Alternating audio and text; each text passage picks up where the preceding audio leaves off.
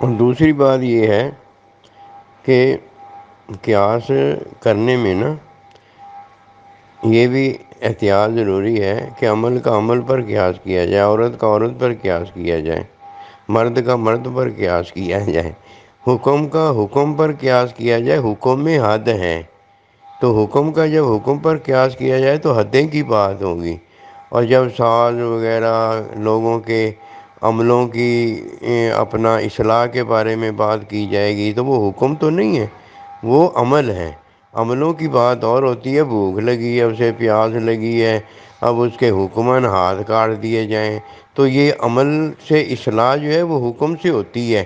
تو جب حکم سے اصلاح کریں گے تو اس کو تو بھوک لگی ہوگی، لقمہ حرام جو ہے وہ بھی اس کے لیے جائز ہوگا۔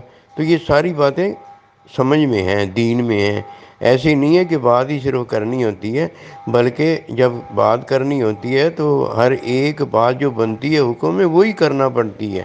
اب مرد کے لیے مرد کا حکم ہے، عورت کے لیے عورت کا حکم ہے، عمل کے لیے عمل کا حکم ہے، اور دین کی حکم حد جو ہے وہ حکم میں حکم کا حکم ہے۔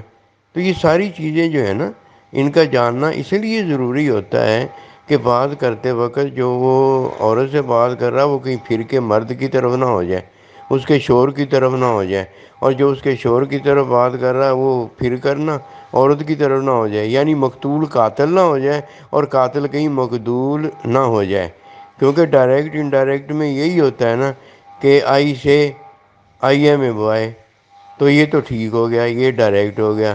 انڈائریکٹ آئی سے that I am a boy, یہ بھی ٹھیک ہو گیا۔ اور اگر دیٹ لگا کے قاتل مقتول بن جائے، مقتول قاتل بن جائے، تو بھائی یہ پھانسی پہ کون چڑھا اور کس نے چڑھایا؟ قاضی بھی گیا اور جو پھانسی پہ چڑھا ہے وہ بھی گیا۔ تو یہ دین کی تعلیم کے لیے یہ ساری کوششیں ہیں، یہ جستجو ہیں۔ اللہ تعالی ہم سب کو کامیابی دے۔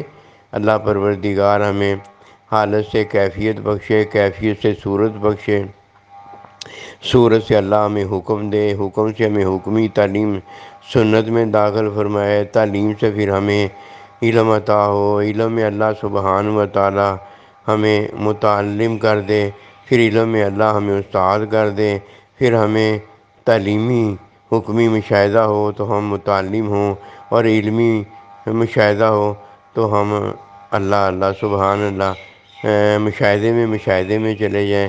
یہ باتیں تو بڑی ہیں، لیکن یہ لامحدود ہونے کے ناطے انہیں علم ہی ہے جو ان کا احاطہ کرتا ہے۔ اس لیے پنگوڑے سے لے کر نہ قبر تک علم کی جستجو کوشش میں لگے رہو۔ انشاءاللہ اللہ تعالی ہمیں کامیابی کی راہ دے کر کامیاب کرنا چاہتا ہے۔ السلام علیکم۔